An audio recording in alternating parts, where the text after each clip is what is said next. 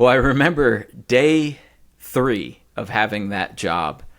I was thrown in with the Gila hotshots, so they're out of New Mexico. And they give me a drip torch, and they say, you go along with these guys and start lighting the forest on fire, essentially, on purpose. And I had a vague idea of what prescribed fire was, but I got my butt kicked. Hotshots are some of the top tier. They're often described as the Navy SEALs of wildland fire. And those folks were in shape. And they're moving. They're carrying tools. We have 35-plus pound packs on our back. We're carrying a drip torch that, when it's full of fuel, could weigh 15 to 20 pounds in one hand, and you're swinging it, trying to get the fire where you want it, and you have a tool in your other hand. If you're not from a part of the world that has, wildfires, it's a strange idea to imagine a firefighter carrying a chainsaw. When a fire gets large enough, the only way to stop it is to remove the fuels, or, in the case of really large fires, hope for a weather change. The fuels are the trees. So to stop a fire, you need to remove the fuel from its path. So you're either cutting down trees, bucking up trees that are on the ground, cutting them into smaller pieces so that they can be moved out of the way, clearing brush out of the way, which you could do with a hand tool, but a chainsaw is far more efficient. And it's an invaluable tool. It's probably one of the top tools that we use. It must just be so physically exhausting. Like, it's one thing just chopping down a tree anyway, but doing it quickly when there's a fire. And then, of course, you've got to, like you were saying, you've got to move. I mean, I have a fire at home, right? Small logs, that doesn't stop the fire. That intensifies the fire. You've got to move them out the way quickly as well. Right, absolutely. And sometimes the trees you're cutting down are on fire themselves. It's not uncommon if there's some fire in the tree, and especially if it's on the line, so you're digging a fire line, it could potentially, once it starts to burn through enough, fall across your line, and therefore the fire's on the other side where you don't want it, in the green that we call it. And the black is the side that the fire's on, and the green is the unburnt side where you're trying to keep the fire out of. So oftentimes, the tree can be on fire, and it's extremely hot and smoky and physically exhausting. A chainsaw that weighs 35 pounds, and with as I said, a 35-pound pack on your back and everything, it is exhausting. You have to be in incredibly good shape, and physical training is a huge part of our job. And were you in incredibly good shape at that time? I sure wasn't. No, I was not in good shape, and I don't think I've ever been more tired in my life. Just by the end of the day, on my feet all day, walking miles, lighting prescribed fire, I think it was a real eye-opener for what I was getting myself into. But at the same time, I was hooked, seeing these dialed firefighters and what they could do and how in tune with the forest they were. It was on the end of the second or third day when I was burning with those Gila hotshots, and we'd moved to holding, so we were no longer burning, and we'd moved to holding. So we're standing, looking into the green, our backs to the black, to the fire, and making sure that no embers are coming over and getting into the green and lighting anything on fire. And I'm standing there absolutely exhausted. I can hardly stand on my feet anymore. And the supervisor of the hotshot crew, we just refer to him as the soup, is walking down the line, kind of checking on all their people. And he walks up, he's right next to me, and he goes, "There's a fire right fucking there. There's a spot." And I look, and sure enough, it had only just ignited. It couldn't have been more than 3 inches tall. And I run over there, and I'm putting the fire out. I had no idea what was going on. And by the time he had pointed it out to when I got over there, it probably doubled in size. But wow. Trial by fire. Absolutely. So you say you were hooked. What was the appeal? In wildland fire, there's a very macho attitude.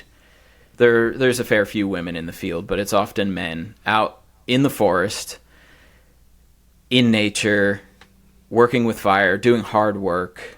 And I think just that whole environment appealed to me.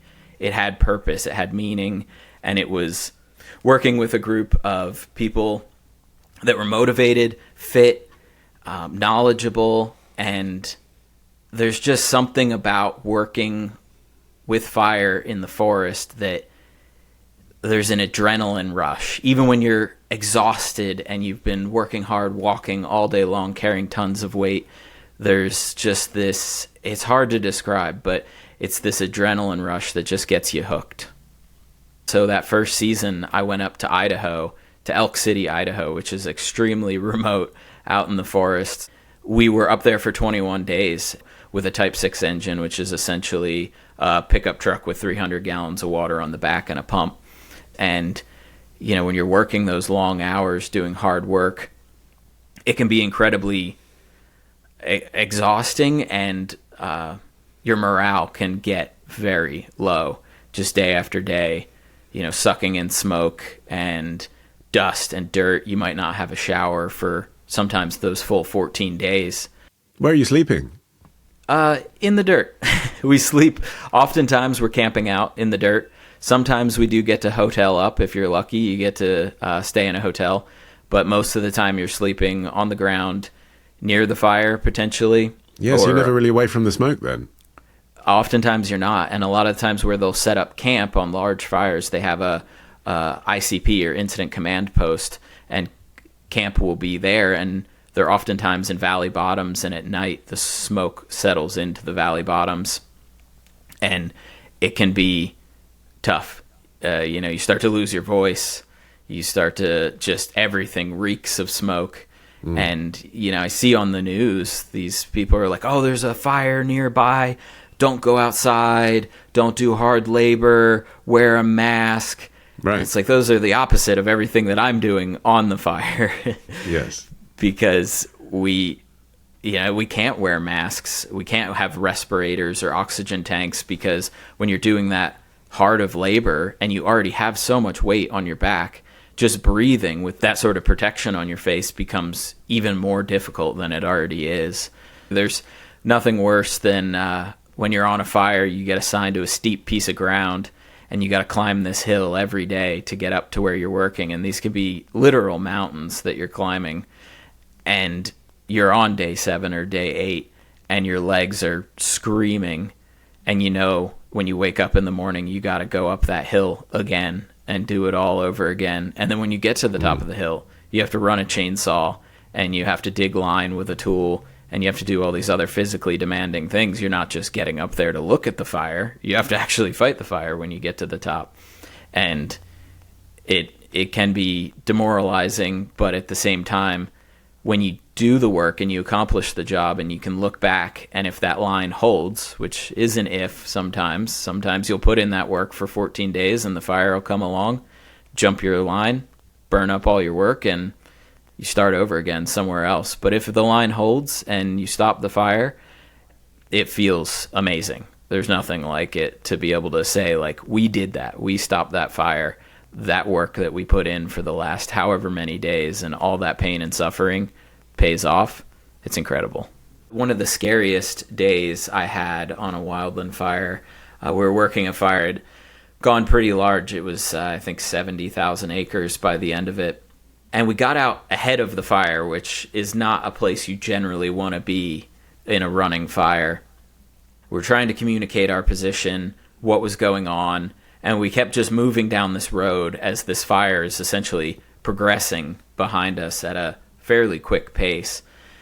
And we got to a safe point, and we're hanging out there, and they're still trying to catch this fire behind us where we'd come from. And we're talking with one of the safety officers who had been in the area, and he was like, oh, I just came through. It wasn't that bad. He'd just come down the road that we were on. And we're like, okay, maybe the fire activity has decreased. So we turn around, and we move back to try and re-engage with the fire, and we see the smoke across the road. It's not so bad. It's fairly light smoke. We can drive through that. And we keep going, and it's a narrow road. You can't turn around. And the smoke keeps getting darker and darker, and at this point, the only way is forward. We can't turn around. We don't know where the fire is. The smoke is so dark now. And all of a sudden, we can start to see flames out of either side of the truck, and there's black smoke all around us. And I'm driving the truck, and all I know is the road is in front of me. I can barely see it, but I do know this section of road, and it's a straight road. So I just keep moving. I keep driving faster and faster, and the fire is all around us, but there's nothing I can do but go forward. The heat is getting stronger and stronger inside the truck, and There's a couple of folks in the truck with me, and it gets quiet, and we all know that this is not a good situation to be in. And then all of a sudden we punch through the smoke and we're in clear air on the other side, and there's people on the road. I had no idea. And it was just that mixed emotion of, okay, thank goodness we're through that. We're in clean air. Flames aren't licking the side of the truck. But it was like, what if something had happened in the middle of that? What if the truck had broke down? What if I didn't see someone in the smoke and I ran over a fellow firefighter? And that's just one of those moments that make you step back and really think, how did we end up in that situation? What happened there? We always talk about being a student of fire, and you're always learning because it's an ever-changing environment, and there's always more to learn. And those, I think, are some of the most valuable while also terrifying experiences that you have to learn from to try and avoid in the future. I mean, it's that thing of being at once kind of adrenalized and excited, I guess, by something, big happening. And then the moment that turns into a genuinely life-threatening moment where you think this could be it, this could be curtains. Those are two very different emotions, aren't they? Yeah, it's exciting. You're fighting the fire. All of a sudden you're in a dangerous situation. And then the lows and the emotional roller coaster afterwards kind of sums it all up pretty good right there. It's also really hard to quit. I went from almost 9,000 feet elevation in pine trees and hardly getting over 80 degrees, maybe 90 degrees at the high in the summer, to Sedona, Arizona, where 100 degrees is the normal, and you're in the desert. We did a lot of good work that season. We had a lot of fires, a lot of roadside fires just started from people dragging chains on their trailer or their muffler hanging off or something. It can start as simply as that, a spark. And we had a lot of those kind of fires, and it was real run and gun because those fires can go from a spark to 100 acres in the desert like that in no time at all, especially if they have a little wind on them. And if you sit back and you're like, oh, I'm exhausted, I need to take a 5-minute break, that 5 minutes can be the difference between catching the fire and it going 500 acres and taking a few homes with it. And forgive me for this ignorant question, but what can catch fire in the desert? I'm thinking sand, cactus. What is there to catch fire? Yeah. And that's why I say a little wind on it, because there are areas where there's a fair amount of sagebrush, which is pretty flammable, and it'll spot from the one bush to the next bush to the next, because that desert vegetation burns with a lot of embers.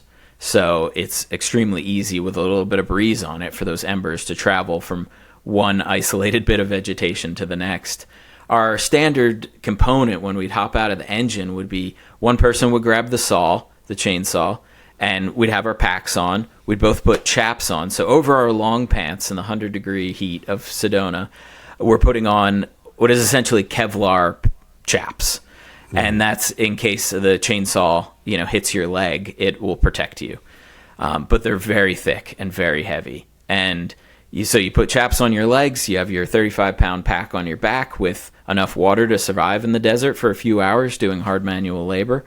And then on top of that pack with all that water, you throw 5 gallons of water in a bladder bag. So it's essentially just a giant hydration backpack, if you will, with a trombone, we call it, that you use to squirt the water onto the fire, which can be extremely effective in the desert in those lighter fuels.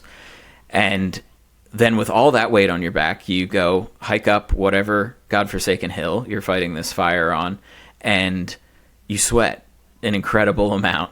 And I sweat through my chaps, which is something that is pretty rare. You have to be sweating a lot to soak through that amount of material, but then you're soaking wet, covered in sweat, and you've caught the fire, and it just feels amazing. The interesting thing, I think, is it's not those conditions that wear people down. They build camaraderie, and they build a community in the wild, with your crew in Wildland Fire, and it's oftentimes what really gets to people is after the season. So you've built this incredible camaraderie. You have your brothers and sisters around you. They're there to support you. They're your family at this point. And then the season ends. And if you're a seasonal employee, you're done. Your job is over. You go home, and then you're stuck sitting at home with nothing to do. You've had this incredibly physically demanding season with these people that you've got so close to, and then all of a sudden you're alone. You're alone with your thoughts. You have nothing to do. You know, maybe you have a job, maybe you're on unemployment, whatever people might be doing for their winter season. And that's what really starts to wear people down, and I think really starts to get to people. And I do know 3 firefighters personally who have taken their own lives, and it really hits the community, you know, because we all know these people. Even if you don't work with them extensively day in, day out on a crew, you've seen them on fires, you've worked with them on an assignment, you know, you might have had a piece of ground on a fire where you worked alongside them for a couple of weeks. And a lot of the time when this happens, everyone knows them in one capacity or another, and it affects the community. And it's an extremely unfortunate reality of wildland fire that people taking their own lives is not uncommon.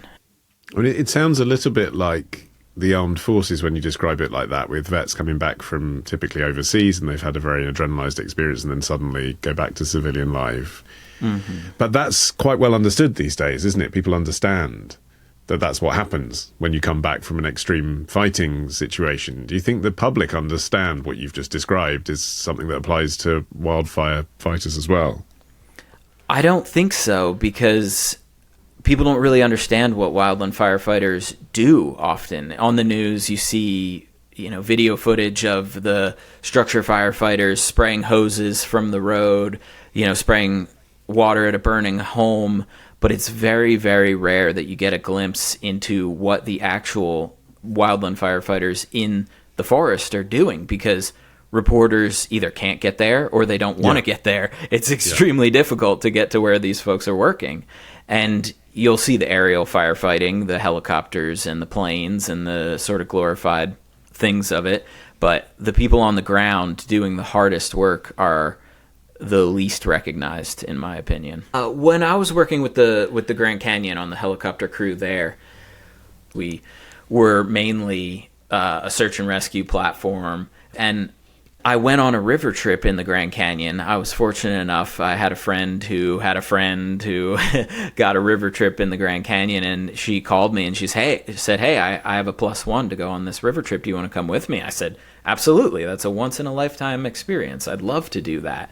So I go on this river trip and everything's great, and then we start going through the rapids on the river, and they're fairly terrifying in their own right. They're absolutely massive rapids and incredible amounts of water moving downstream, and with the ability to pull people underwater, especially if you're not wearing a life jacket. But with a life jacket, you're fairly safe, you know. You may get pulled underwater for a little bit, but you'll pop out downstream, a little terrified but alive. But I was suddenly wrestling with this fear. I was terrified. And I started to realize it's because I've seen what can happen to people. And it's realizing that these people go into the Grand Canyon, they're going to have a great time, they're there with their friends and their family, and then all of a sudden tragedy strikes when they least expect it. And I think that was internalized within me, and I didn't realize it until I was in that situation. All of a sudden I realized I had this fear within me after seeing what can happen and how quickly it can happen, and go from amazing once-in-a-lifetime experience to a tragedy. I didn't want to let my friends know that I was on this river trip with, because they're having a great time. They're, you know, they're enjoying this. You'll never guess what I saw happen right here. Yeah, exactly. Yes, on this beach that we're camping on, I performed CPR on someone that drowned in the river, and that was something that I hadn't thought about, because it's something you internalize and you have to do when you work in emergency services. Is you can't let those things get to you, because every day you're seeing them, and you just have to process it in whatever way you can, or internalize that and move on, because you might go from a rescue where someone loses their life to then helping a grandmother who decided to hike into the Grand Canyon with her grandchildren, and now her knee is given out, and then you have to show up and smile and say, we're here to help, and we'll bandage you up and we'll get you on the helicopter and we'll get you out of here. So it's that fast-paced environment, and having to process those emotions so quickly, I think leads to often not processing them as thoroughly as we need to, and it resurfacing in a way that you don't expect. When I first started wildland firefighting, people were making $13 an hour, and now I think it may be bumped up to $15 an hour for a starting wildland firefighter. You could earn that as a waiter, couldn't you? I mean, exactly. You're out. You've been away from home for 10 days. You still got 4 days to go. If you're lucky, it could be extended to 21 total days. And you go out to lunch somewhere to grab food in between fires, or you're on a severity roll, so you're just pre-positioned somewhere waiting for fires in case they start. And you go out to grab lunch, and you see starting wage for the cook at Burger King is $18.50 an hour, and you're like, yeah. I'm making $18.25 an hour, and yeah. I'm exhausted. I'm covered in dirt. I've been sleeping on the ground, and I haven't seen my family in 10 days. And you start to think, like, why am I doing this? And that's well, why are you doing it? That's a really good question. I ask myself that fairly regularly, but it's a hard thing to leave. You start doing this job and it just hooks you. There's the camaraderie, the places you get to see are pretty incredible. I've seen remote corners of the United States that I would never go to. I love camping. I love exploring, our national forests and visiting the national parks. But, in your life, you can only get to so many places. But when your job takes you to these random places that you'd never point at on a map and say, I want to go there, and you see beautiful mountain streams and pristine forests and wildlife and all these other things. Granted, the forest may be on fire, but the environment is still beautiful. And getting to see those places with people that are great to work with, oftentimes you might get on a bad crew. You might be working with someone on a crew that you don't like, and that can make or break the experience. But when you get on with a good crew and you get along with your crewmates, it's really hard to describe, but it's also really hard to quit. What's the reaction like from the general public, especially the people who live in the areas that you've been sent to? Because I'm sure there's a lot of support for you, but there must also just be a lot of frustration that gets taken out on you. Yeah, it can be extremely frustrating as a wildland firefighter when the public isn't appreciating your work. And often, like you said, there is plenty of outpouring of support where you go into these communities and there'll be people with signs on their fence, thank you, wildland firefighters, and this and that. But sometimes you hear people like, I can't believe they haven't caught this fire. They're not doing anything out there. It's been 10 days. What's going on?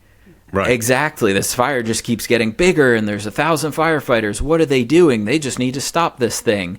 But when you have a fire front of 100-foot tall trees that are crowning when fire's running through the tops of the trees, and the flame lengths are 100 feet above that, you can't get in front of that. There's not much you can do, and that's where air support comes in handy with helicopters and air tankers, because they can help slow that down, and it can help get it to a point where you can get firefighters in there to do the work on the ground. But it can be very tough. You go out to eat at a restaurant for dinner or something after you've got off the fire line, and you hear people talking like, I can't believe they haven't stopped it. And then it's frustrating for you as well, because you didn't do anything that day. There'll be days where you can't get out in front of the fire, and you're sitting there just waiting for that moment when you can move in and actually do something. And those can be some of the days that drag the most. They can be worse than the days where you're dog tired because you've been working hard all day, when you're not tired because you've been sitting there looking at the fire that you can't stop and you can't do anything. Those can be some of the toughest. And then on top of that, hearing the public and airing their frustration rightfully when your home is at risk and you don't see anything, you don't see any progress being made. I understand where they're coming from, but it can be tough to hear. Fire seasons are getting longer and longer, and a large part of that is climate change and the changing environment. And we're seeing less snow in the winter. Fire seasons are starting earlier. There's less moisture, the fuels are drier, and things just get kicked off earlier in the year. And then fire seasons are going later and later. And when it sort of back in the day in the 80s and 90s, fire season was a few months, maybe July through September, or maybe into October. But now we're seeing fires going into November, even December, and starting as early as April in the Southwest and areas. And on top of the long hours and the long days that we do, just working that schedule for an extended period of time really wears down firefighters, and a lot of people decide it's not for me. The work is very difficult. It's very dirty. You're away from home. You're away from your loved ones for long periods of time. So I understand, there's a lot of people that don't stick with it, and the pay is a big part of it. We've been fighting for a pay raise for wildland firefighters for almost 3 years now. And a lot of people who have been in the industry for, as I said, 10 plus years are leaving. They're going to either private sector jobs, or they're just leaving fire entirely because they need to support a family. They want to be able to retire and live comfortably, and it's really hard to do that on $18 or $20 an hour. Do you think the situation in Los Angeles this year might have changed some minds in government? You would like to hope, but it's not the first time that something like this has happened. There's large fires in Colorado that burn up hundreds of homes and nothing changed. You would think that these things would make people step back and reconsider what's happening, but it doesn't seem to happen. So the situation is looking pretty dire. People don't want to stick with it, and now we can't hire new people. So this fire season is going to be an interesting one for sure.